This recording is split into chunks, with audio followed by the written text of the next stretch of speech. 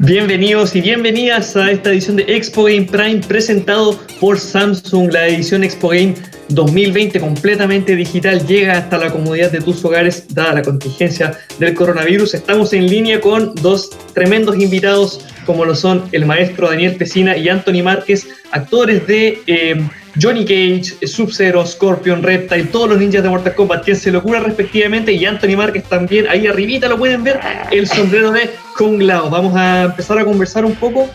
Maestro Pesina, un gusto contar con usted. Tony, it's a pleasure to have you here too. Let's talk a little bit first in Spanish with Master Daniel, and then we'll talk also with you, Tony. How's that sound? Sounds good to me. Yeah, Max. Right. Gracias, right. Max. Perfecto. Maestro, conversemos un poco sobre el impacto que genera Mortal Kombat. A usted, cuando llega el proyecto, se suma, le llama, considerando que esto parte siendo como un juego tributo a Jean-Claude Van Damme, ¿le impacta a usted que el proyecto finalmente sea tan violento? ¿Cómo es su recepción cuando ve eso? Pues la cosa es del violento es que solamente íbamos a hacer el juego pequeño y también solamente lo íbamos a hacer para lo arcade, para el fliperama. Uh-huh. Los chicos que van al fliperama o the arcade tienen más años, y eso es porque nunca creíamos que iba a ir a la casa con los chicos, pues, y también lo queríamos hacer como una película de viaje de Kung Fu. Yeah, perfecto. So I told them like about the violence and how we made it we wanted to make it like a Kung Fu movie. So, yep. Yeah. Y también para el primer juego, Maestro Marquez iba a estar los ninjas. He was going to be the ninjas. Y se quebró el dedo del pie y no podía hacerlo, y luego yo entré. I'm telling him how you drop the weight on your toe. Yeah. I thought that he'd break his toe, spinning around, doing so, Anthony, in that case, you were supposed to be one of the originals, but you end up joining in Mortal Kombat 2 as Kung Lao. Did you ever thought that Kung Lao would eventually become such a huge character in the franchise, considering that he's also one of the protagonists in the last really, really good adventure game in the Mortal Kombat saga, which is Shaolin Monks? What do you think about the character in retrospective? Oh, so here, if I could step back a little bit. So yeah, I dropped the weight on my toe. I'm not able to film, and so I can't participate in the first Mortal Kombat. If I would have done, Scorpion and Sub-Zero, it would have been great. I'm sure it would have been great. But when you really look at it, Sub-Zero and Scorpion, especially with the rope dart, it really, really highlights Danny's skills. And Sub-Zero arguably is the face of Mortal Kombat. So if I would have done that, it would have been fine, it would have been great or whatever. But Danny really brought personality to especially Scorpion. Scorpion's the face of the game, and so who knows how this would have played out if I would have done it. Good thing Danny played those characters, and now there's legions of Scorpion and Sub-Zero fans around the world. So thank you very much, Danny. Thanks to the fate for dropping the weight on my toe and letting Danny play these characters. But I did feel bad. I did feel, Danny, Hosung, Rich, Carlos, all my childhood brothers are, doing this game, and I'm glad for them. I'm glad that, they're getting all this notoriety and everything. But there was a little piece of me that, hey, I want to play too. So when the opportunity came up to do Kung Lao, I jumped at the chance. And that really has been a life-changing event for me. I'm here talking to you. I'm, still hanging out with Danny and all the guys. And a lot of it is driven by being part of Mortal Kombat. So I can never take that too lightly. Yeah, there's clearly a lot of respect between the two of you. Hay muchísimo respeto, a quienes nos están viendo, muchísimo respeto entre el maestro Daniel Pesina y Anthony Marquez. Staying in the Kung Lao topic, Anthony, in my opinion, in Mortal Kombat 2, which, as Master Pesina stated before, the game was not expected to go to enter home, right? And so in the original Mortal Kombat, the fatalities in the home versions of the game are clearly toned down. But in Mortal Kombat 2, they didn't hold back anything, and you're slicing people in half with your hat and throwing it around as if you were a boomerang and slicing chopping head offs. How's that experience? The first time, I remember the first time going to Midway and watching them develop the game and watching the fatalities, and especially having the fatalities done to my character. I had to step back for a second. It's like, hey, what are you guys doing? Where's my hat? Where's my head? Why am I sliced in half? What's going on here? But yeah, so it was a little jarring, but I'm sure, Danny's talked about this so many times, and we've talked about this so many times. We have these fatalities, and it is part of a game, part of a, fantasy or whatever, but that's not really what drives us as martial artists, or really the story of the games, or anything like that. So it's just like an amazing detail of the game, the fact that you get to slice people in half and stuff. What was the impact of it, considering that the original Mortal Kombat led to the creation of the ESRB system? Did you guys at any moment consider the fact that you guys were working on a video game that would eventually change video game history forever? En español, la pregunta es si consideraban que Mortal Kombat original iba a crear el sistema ESRB que termina prácticamente cambiando la industria de los videojuegos. What's that experience like? I think you're thinking way back, and you're like, wow, I created that. I was part of that. What's that like?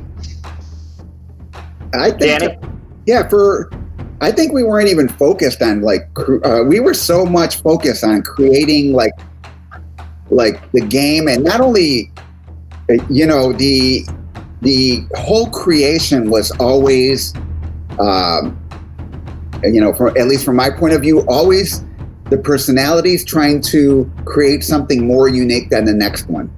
So when we started filming, Baraka, we would watch Baraka, and then, Tony, myself, Hosang, we would look at what Rich was doing, and we were like, oh, we got to create a cooler move. So a lot of times the characters weren't filmed all at once.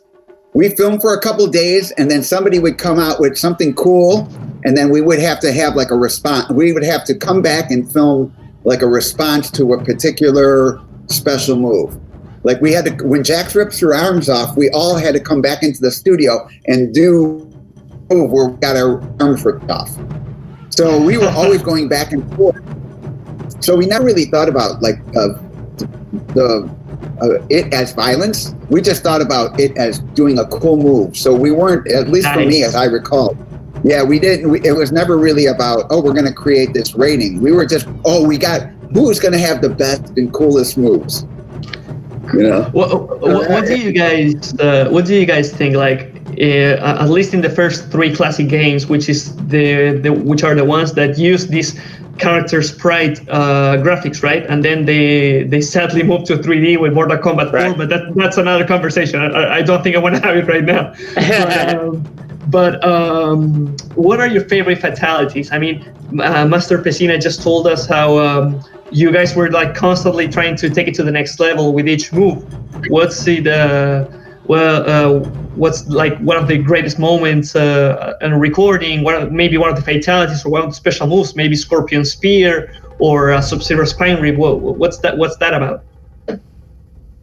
For me, it's the Kung Lao spin, I love that because I'm a big Michael Jackson fan. And whenever it's the truth.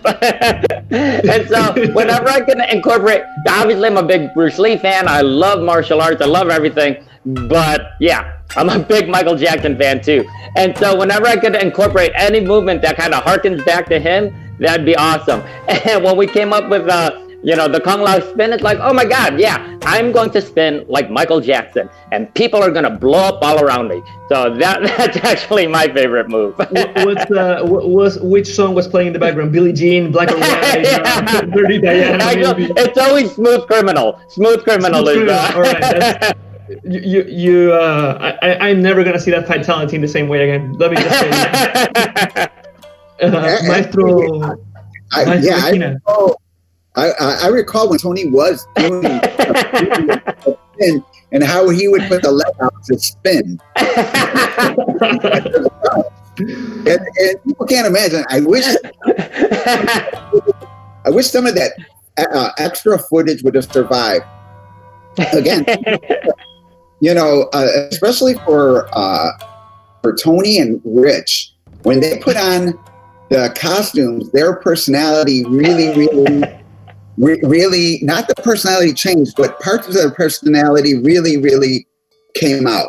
Like when Tony would put on the hat, all of a sudden it wouldn't be Tony anymore. We used to call him Hat Head, but he would be like, because he didn't have a name yet. So when he put it on, he was really totally the character. All his movements were the character. He was always walking where you couldn't see his eyes, and that was not only a tribute to kung fu movies where they wear the hat and they can't wear their eyes, like just the Clint Eastwood where you can't really see the eyes and you kind of like you can't tell when they're gonna throw the technique or shoot out the hat or throw in the westerns pull out the guns. It was really man, I wish some of that footage would really survive so you can see that, because even him spinning. We recorded it a bunch of times in a bunch of different ways, and just to see that, it's like so iconic. And it just, if you were there, man, you would just be, everybody was just like laughing and goofing around, but there's also a seriousness to it. But this is why I believe that, especially the first two games, Mortal Kombat and Mortal Kombat 2, I've coined this phrase so much, but there's so much personality in the pixels.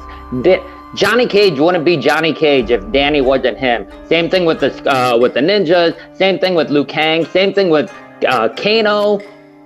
With Rich. The personalities are so strong, and I think that's part of the magic that makes this game.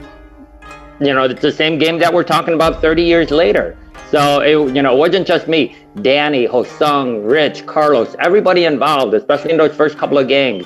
You could really tell, oh yeah, these are these guys having fun, just being bigger than life, and now we got, a couple of Mortal Kombat games.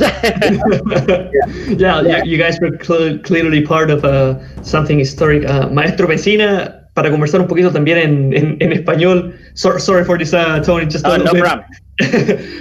Maestro, usted justamente acaba de mencionar cómo el proceso de grabación fue muy divertido, también con su parte seria, pero la verdad, lo estoy entrevistando y no puedo no hacerle esta pregunta.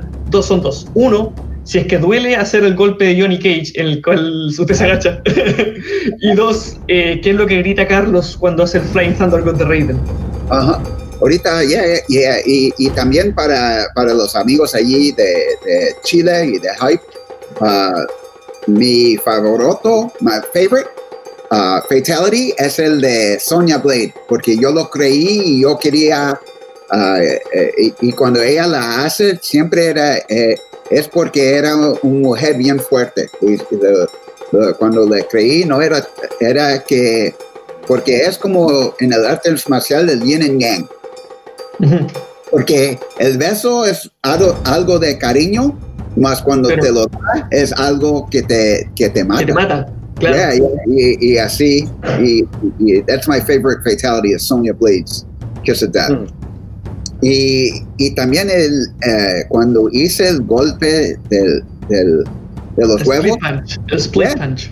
Yeah, split punch, el golpe de los huevos, lo hice como 50 veces. 50. Como 50 veces en diferentes maneras. Hay unos que lo hice enfrente, hay unos que lo hice aquí, así en un ángulo, y también los splits los hice diferentes, los de lado, de enfrente, y la cosa es que hacerlo muchas veces sí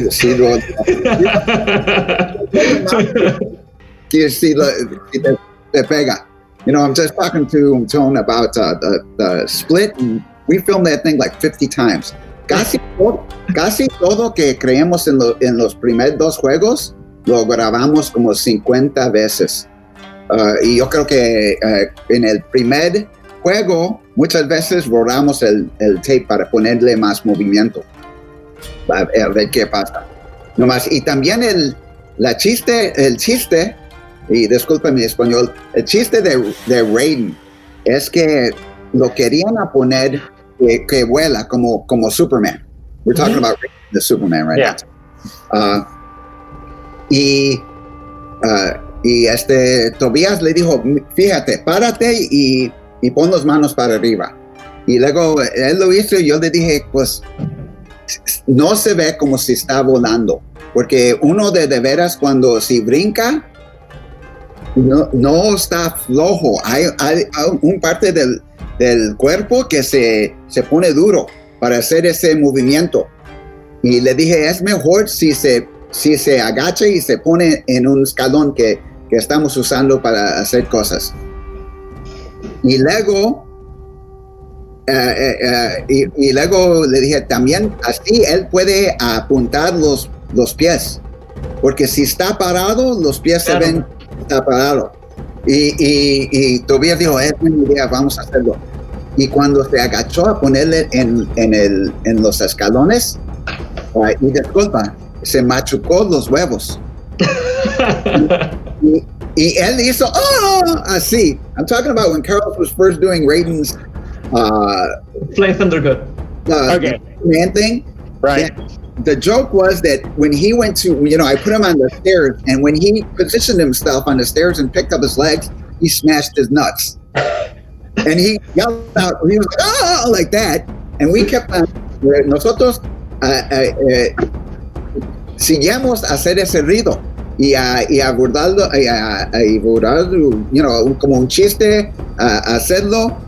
Y cada vez que yo oigo ese ruido en el juego, yo me acuerdo que mi hermano se lastimó sus huevos.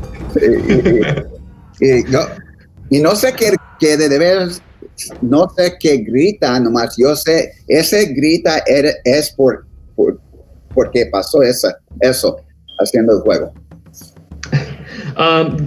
Did you get to see that moment, Anthony? You just mentioned how because of an injury, you couldn't be part of Mortal Kombat 1, and clearly, as Master Pesina just stated, there's like a lot of history in the recording process. Yeah. So,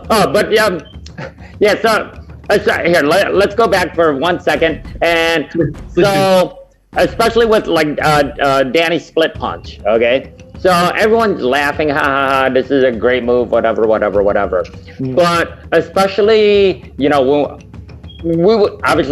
all trained together. We all did martial arts together, and would always, would be always fighting, always sparring or whatever. But Danny was so strong. I'll never forget this. Danny was so much stronger than me, and anytime he would grab me, it would be like like Loki being grabbed by the Hulk. Okay, I could not, I would do everything to break out of this movement or whatever, and I couldn't do anything. Okay, because Danny's so strong, and it was just like flip me around and smash me into the ground, pop, pop, pop, pop, pop. But I was also really fast, and I could jump high, kick high, and all of these things. And every time I'd go to kick Danny in the head, somehow he would, I don't know, but he would be underneath my kick, pop. Sometimes he might be in a split, sometimes he might just be ducking down and hit me in the nuts. But these are things that actually happen behind the scenes when we're training. So everyone thinks, oh yeah, the Johnny Cage flip punch, it's a funny move. It happens, it works, it's real. and it probably hurt a lot. Yes! All right, let me first congratulate you on the amazing Marvel reference you just pulled off. I understood that. Anthony, you just mentioned it, because of this injury, you get to join the process late. And Mortal Kombat 2 instead of Mortal Kombat 1. And here's a question for both of you. Every game somehow brought a new thing, and in Mortal Kombat 2, it's cooler fatalities, and it's this amazing story where Earthrealm invades Outworld now instead of defending Earthrealm, right? So you also get to play it in a really special way in Shaolin Monks, where you play it in like a first-person-esque perspective, and you like even get to play the whole adventure as Liu Kang and Kung Lao. By the way, I cheated, so I played as Scorpion. But yeah, I'll admit it. I'm sorry. I just admit it.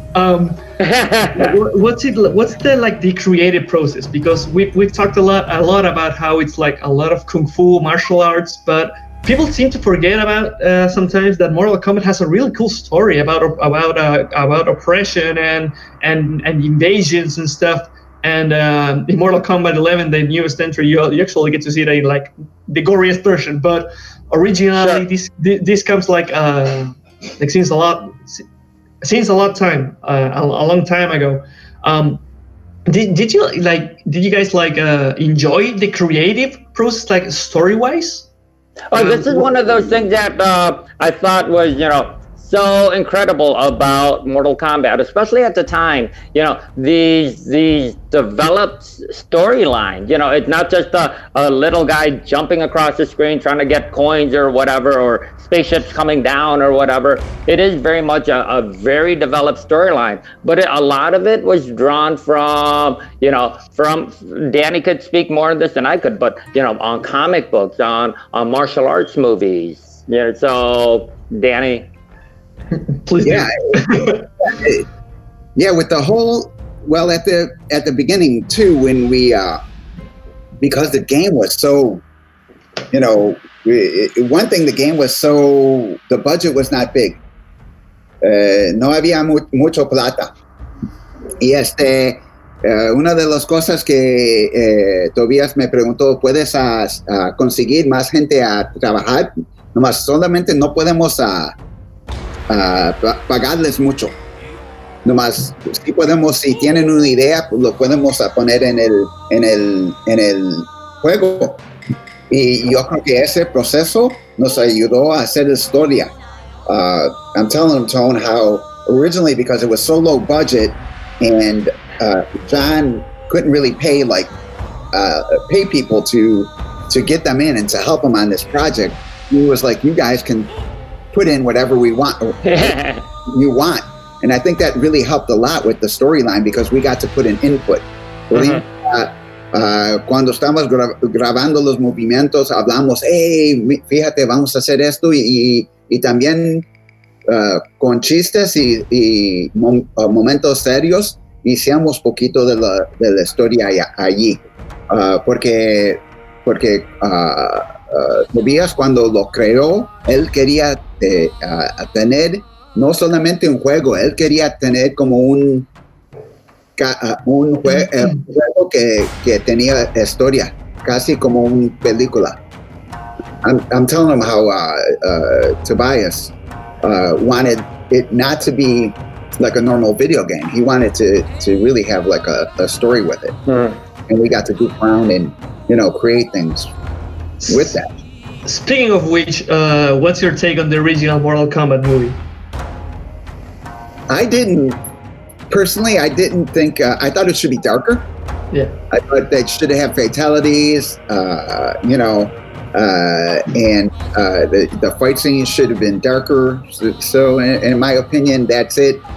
as far as the actors who, anytime anybody's acting like you, it's okay with me. So it's cool to see people acting like me, even though, people know them as Scorpion and Sub-Zero or Johnny Cage. Those are personalities, that I created. So it was cool to see, plus I know most of those guys who made the movie, and they're good, cool guys. Yeah, sure. It is a very small martial arts community, Robin Shu, Chris Casamasa, we all know each other, so. Yeah, those guys are easygoing guys too. They're not, they didn't get anybody who, they didn't get anybody who was, too much on themselves. They got a good team that worked together for the movie. La película. Nomás estoy celoso de mi hermano, porque Christopher Lambert it acts like my brother, porque yo soy un fan de Christopher Lambert.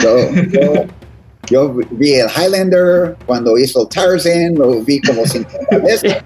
I think I went to see Tarzan with you from Christopher Lambert. Yeah. And Highlander, we went to the movie. Yes. Yeah, and then he gets to be rated in the Mortal Kombat film. Yeah, and then he gets to be Carlos. So he played Tarzan, he played the Highlander, he played Carlos. So in the end, if you think about it, maybe Christopher Lambert ends up doing the Flying Thunder God at some point. I mean, maybe even hitting his nuts, right? Yeah. Let's take it back a little bit. Vamos a volver un poquito atrás, conversar un poco sus fatalities favoritos. You mentioned, Master Pesina, how your favorite fatality is Sonya's Kiss of Death. And you mentioned, Tony, how you're a huge Michael Jackson fan and like to spin around as Kung Lao. What's, aside from those, I'm talking about like Master Pesina, your specific characters. What's your favorite move and fatalities, considering that Johnny Cage has an amazing fatality in which he pops up 3 different uppercuts and destroys 3 different heads. Don't ask me how, it's Mortal Kombat. But what's your favorite fatality of those? And even you, Tony, which is, aside from Kung Lao, one of your favorite moves too? Okay. You want to go, Danny? Yeah, for me, I think in the end it was, originally, cuando primero estamos haciendo el juego, cada personaje iba a tener 3 fatalities. Y la cosa es, el primero yo quería brincar y dar un puño al cabeza, y luego cuando se vuelta al cámara, se ve un hoyo en el cabeza. Era el primer fatality que yo quería. Nomás luego me dijo Tobias que él creía que eso, para hacerlo, era difícil, mucho tiempo para hacerlo. Y me preguntó, dame otro, porque vamos a tener 3.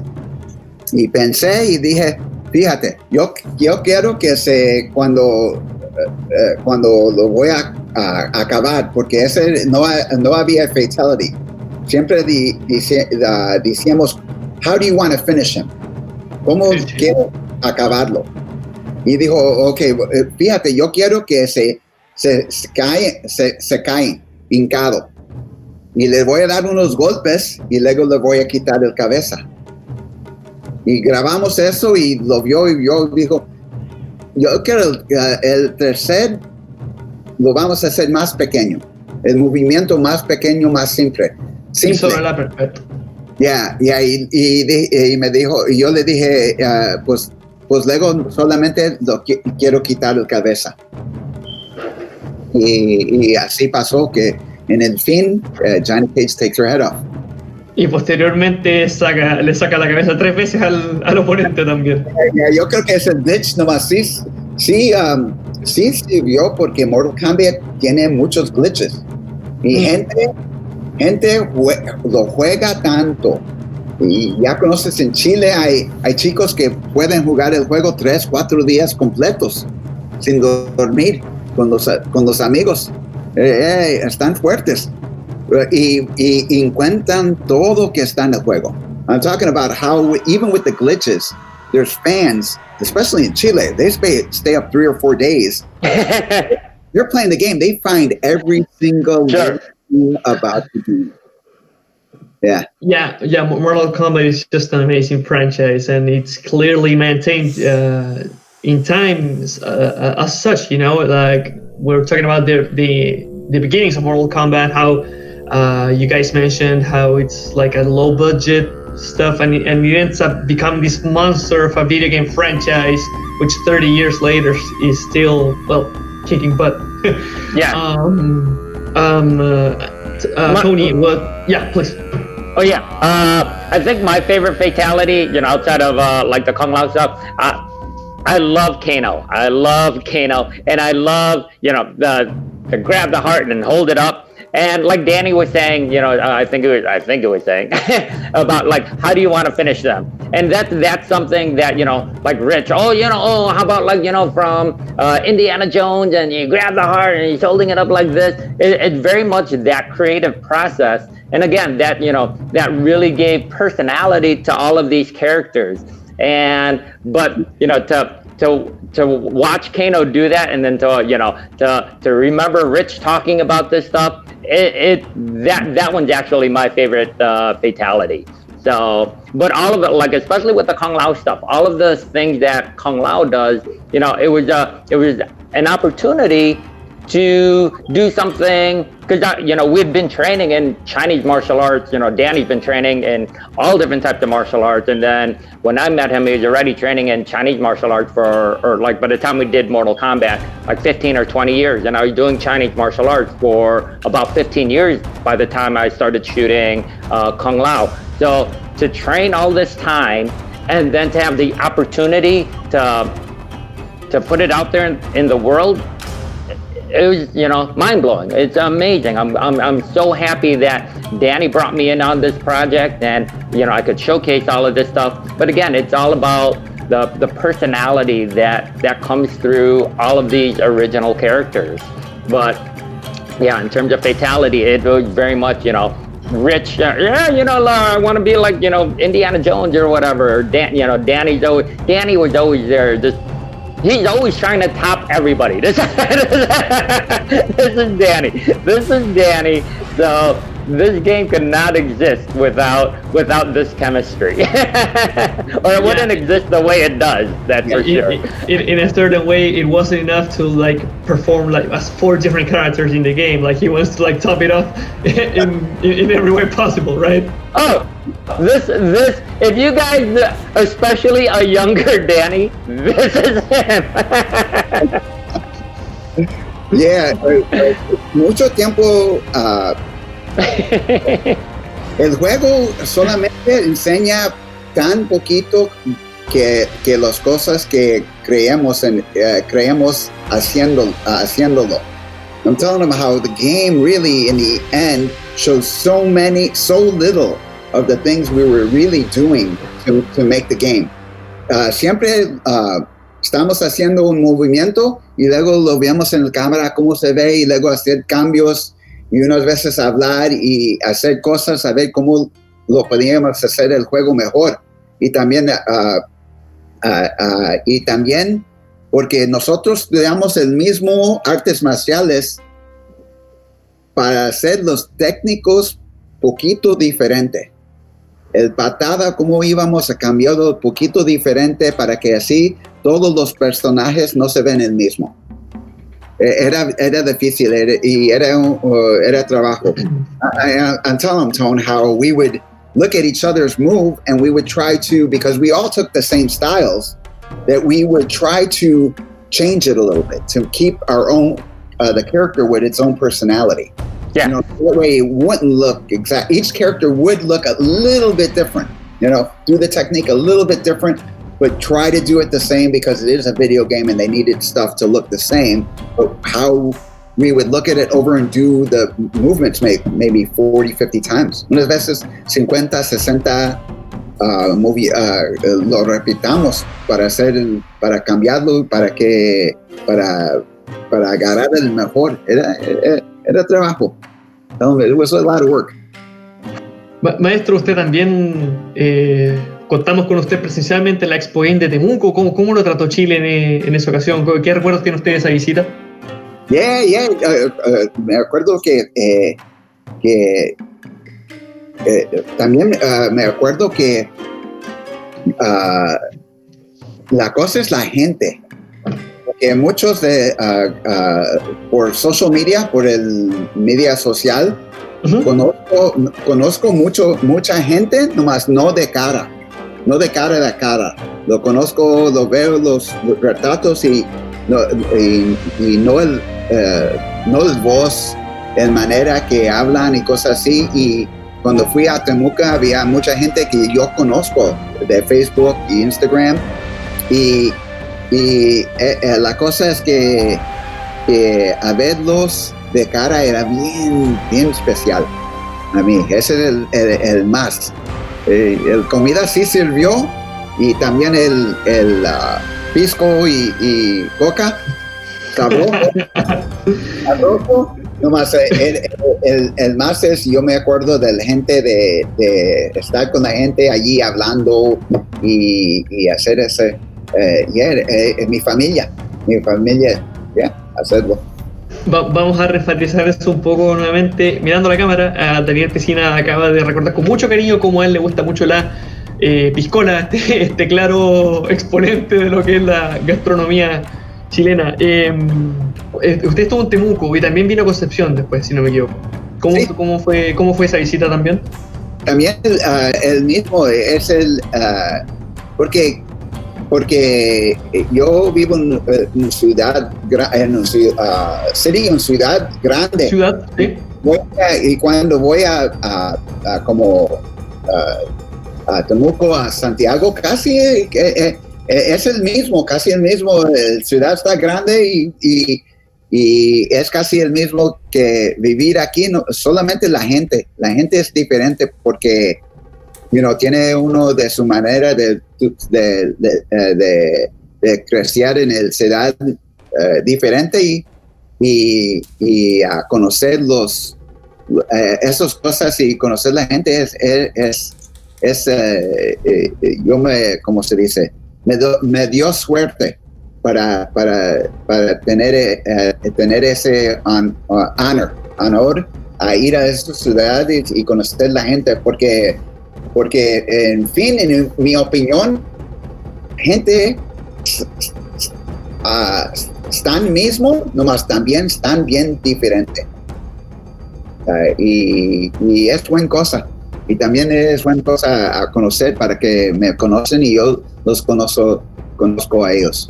Bueno, qué bueno, maestro, que tenga buenas impresiones de nuestra gente, nuestras costumbres, y que no solamente se quede con lo mucho que le gustó la piscola, y que también se acuerde, claro, de que acá lo pasó bien, que la gente también fue muy atenta, como usted tengo entendido, en las exposiciones. Cuando usted hacía su presentación, me acuerdo que vi videos de usted con la lanza de Scorpion.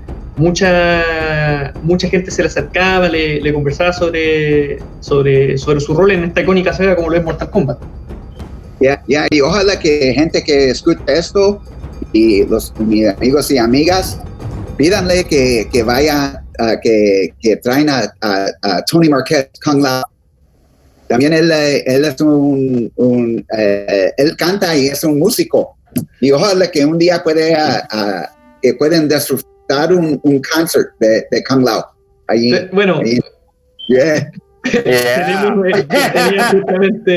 Tenía justamente pídales a Hype y Expogame que traen a Kung Lao. Tienen un buen tiempo. Teníamos justamente en la pauta pensado con preguntarle a Anthony por su carrera fuera del Kung Fu y las artes marciales y los videojuegos. Anthony, we were just talking with Master Pesina about your career in music, like not only video games and martial arts and Kung Fu. You have like a separate entity which records music. I don't know if it's a separate entity, but it is. Kung Lao is the Kung Fu rock star. It is what it is. Yeah, but Even back then, you could see that. Yeah, like I said, Kung Lao was a big Michael Jackson fan. If there's more dialogue, you'd find out that Kung Lao was a big John Bon Jovi fan. You'd find out that outside of being a Bruce Lee fan, Kung Lao is a big Clint Eastwood fan. So that's his whole personality. I'm pretty sure that I can like picture Kung Lao spinning around in the beginning of Journey's "Don't Stop Believing" song.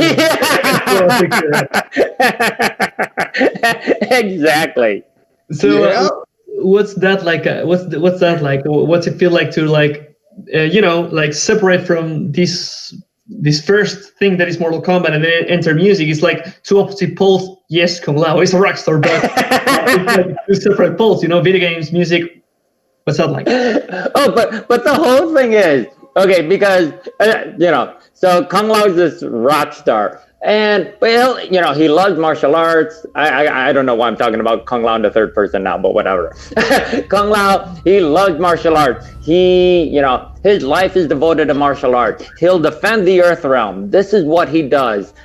But that tournament only happens once every 50 years or whatever it is. I think it's like okay, yeah. So he has to do something in between tournaments. So what he does is he he puts on concerts, and the same thing. Johnny Cage and everybody else, they're training. Johnny Cage is doing whatever, but Johnny Cage will come to the concerts every time there's a concert. You would find Johnny Cage. You'll find Jack, you'll find Shang Tsung. Every once in a while, you'll find Kano there. These things are just so much fun because I want to put on a show. Everyone's there to have a good time, and people like music. People like coming out and having a good time.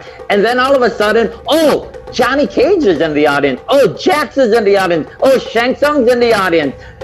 And then they all get up on stage with me, and we're all singing. It is so much fun. I sit there, and I'm on stage, and I'm looking around. Oh my God! I have Johnny Cage and Shang Tsung and Jax singing songs that I wrote. It's crazy. It's just so much fun. Sounds like an amazing experience. For me, it's an amazing experience for me to be on stage with those guys. I'm picturing it like from the audience, right? So you get to listen to rock music, watching Mortal Kombat. Like, what else can I want in life? You just mentioned something that's really, really important. How because of this pandemic, concerts we can't assist to them.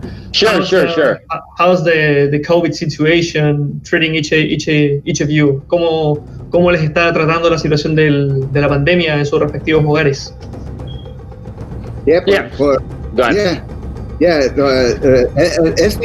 Es difícil porque también mi mamá y papá tienen muchos años ya.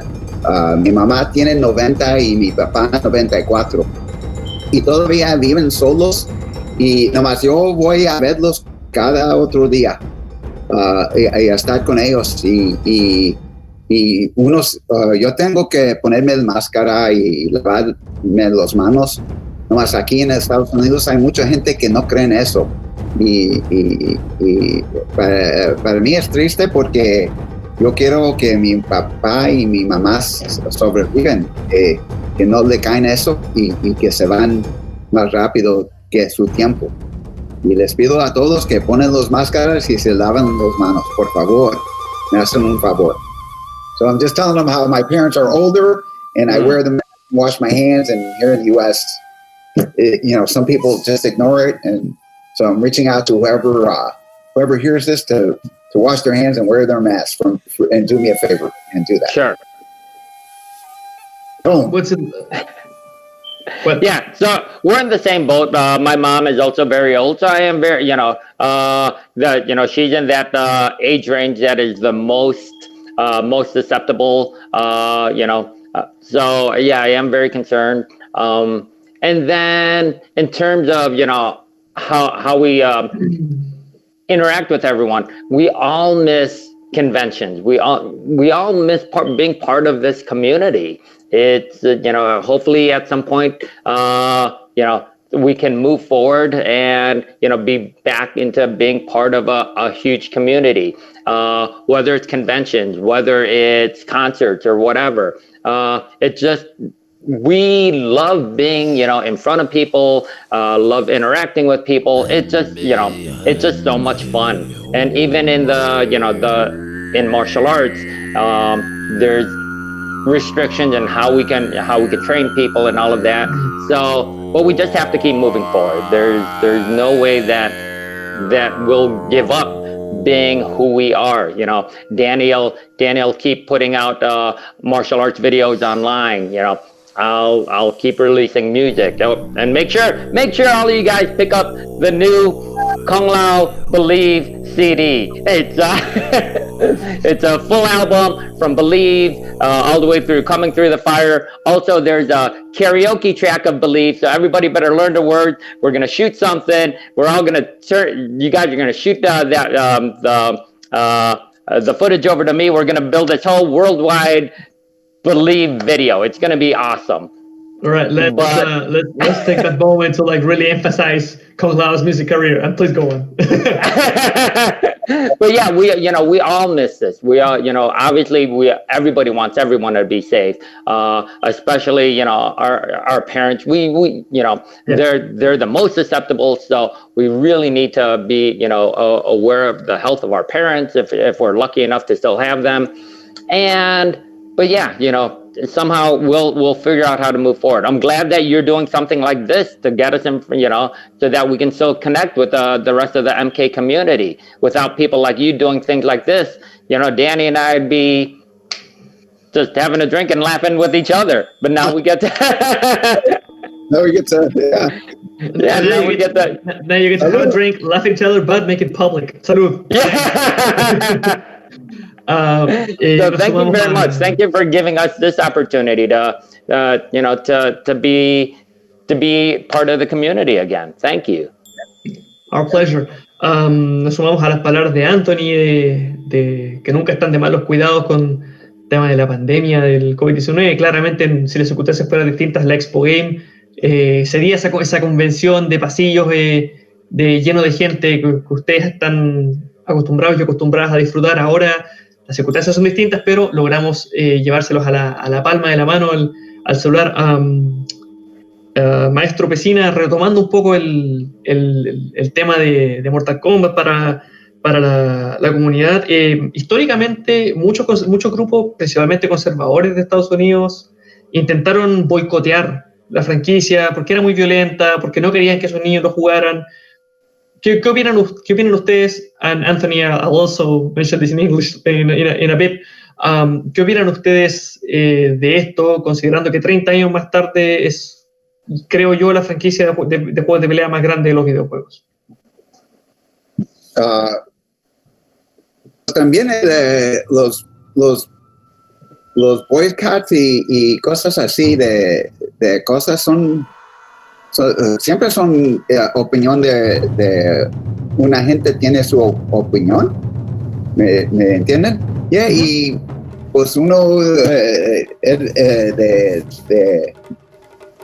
no ¿cómo se dice las palabras? You can say it in English, by the way, if it's more comfortable.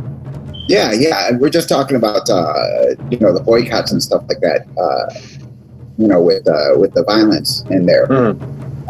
Y las cosas de ahorita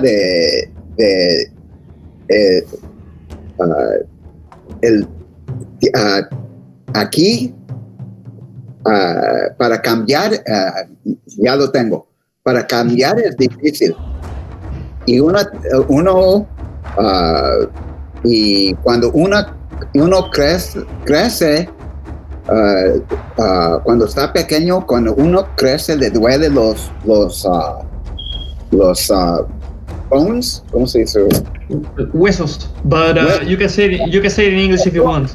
You have you have growing pains. So right now, with all the violence through the world and the boycotts and things like that, those are just growing pains. para crecer uno que unas veces duele. ¿Me entienden? No, de que me entienden. Y es necesario. Y yo digo que nomás si pueden dar un tiempecito y no hagan cosas tan malas a otra gente. Tomen su tiempo y sí hay cosas en cada país que pasa y hay que crecer y hacer las cosas que uno siente en su corazón. Más también estamos hablando de eso, ¿verdad? De los cosas políticos que están pasando. Yo también. Entendía, sí, también. Haga que están en su corazón y unas veces uno tiene que pelear. Sometimes you must fight. Yeah. The question was, Tony, how like actual politics and stuff, how you get to see like a lot of violence in the world, and Mortal Kombat was like a precursor to violence right, in the old games, but I think it works as a metaphor. What's your take on that? And also considering that at the moment the game was tried to be banned like a lot of times because of the violence. Sure. Okay, so in terms of the violence around the world at this point, I'm no politician. There are so many policies that I don't have a deep understanding of.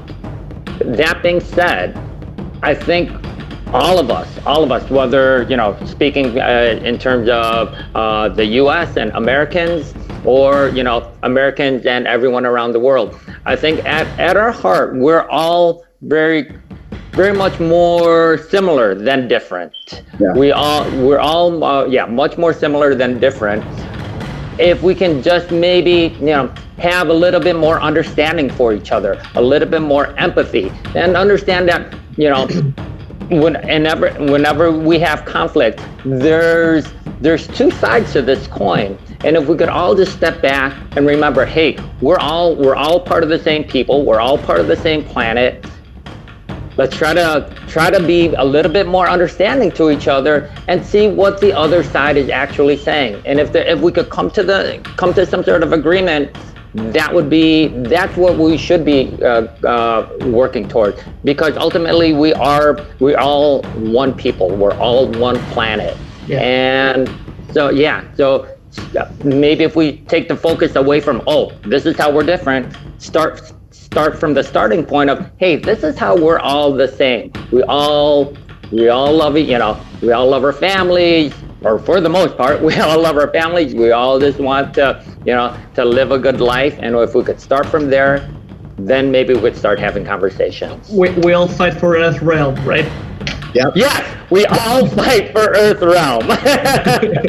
Yeah, I just really wanted to say that. Sorry. I just really wanted to say that. I think that's a good point. I think Tony made a good point. That we all are here. Yeah, we all are fighting for Earth Realm, basically. Yeah, we are all of us are fighting for Earth Realm. That's exactly correct. Todos nosotros estamos peleando por Earth Realm y hay que ver que tenemos similario. Antes, diferente, no sirve. Imagine Christopher Lambert. He will be so proud of what you guys just said. And then I would have to say, thanks, Carlos. Hopefully he didn't hurt when he was doing the let's start like wrapping it up a little bit. Let's end up with talking a little bit of the jokes in Mortal Kombat. For example, the Toasty reference. That was John Tobias, right? Who pops up. No, Dan Ford. Yeah, Dan Ford. Yeah, the sound engineer, right? Yeah. El creador de música. Yeah. What's the origin of the Toasty joke? ¿Cuál es el origen de la broma de Toasty? Es que Danny y Ed juegan el juego. Boone juegan el juego y unas veces Scorpion, cuando sopla the flames, or when Scorpion blows the flames, he burns you. y te quema. And that's the toasty fatality. Y agarraron del yo te voy a hacer como un pan quemado, toast. Y allí, toasty. Y el chiste creó de allí. Yeah, it's like an amazing moment now when you guys are like playing Mortal Kombat, especially the classic ones, and you get to uppercut that guy, and Dan Forden shows up. You're like, oh, there's Dan Forden. That's amazing. it's like a really cool moment, and you like play. You sometimes even play versus with your friends, like hoping that Dan Forden at some point is gonna show up. Yeah, but it is very much all of these little pieces, everything together really makes, especially the classic game. Classic. so yeah, it was very much lightning in a bottle, those classic games. So yeah, and also the transition. I know I told you guys that I was gonna try to avoid speaking about Mortal Kombat 4 because I sometimes like to pretend that doesn't exist. But, I'm sorry, Ed Boon. I'm sorry. It's just the 2D's just way better. So there's this transition, right, between Mortal Kombat 3 and Mortal Kombat 4. Mortal Kombat 3, you guys have it's the last video game which has like the models in sprite, right? Right. And what's that transition like? Like, for example, what do you guys feel when you get told that, hey, Mortal Kombat 4 is going to be a completely different game from what we've been doing so far? And how's that moment? Well, because I didn't do 4, I'll let Tony go last because he worked on those things. No, solamente cuando el primer juego, pues el juego era idea de Tobias. Uh-huh. Él tenía esa idea para hacer el juego. Y luego por el segundo ya agarramos ideas de otra gente. Agarramos más ideas de Ed y otra gente que estaba ayudándolos a hacer el juego. Y yo creo que para el tercer juego ya no era tanto Tobias. Y él no estaba tanto en el creador del juego. Yo creo que otra gente agarró y lo hicieron y eso es porque pero el tercero ya ves que falló, que el tercero falló y tenían que hacer otro, el tercer Ultimate, ¿verdad? Uno falló el tercer juego y luego hicieron otro tercer juego nomás. Yeah, they added to the name. So for me, I'm just telling Tony just because I think it was John really was leading us on the first game, and the second game not so much, and maybe the third game it looked like maybe even less. The bigger money makers, the company really took over, at least in my opinion. Mm-hmm. But Tony can tell you more about like working on the other games and the transitions.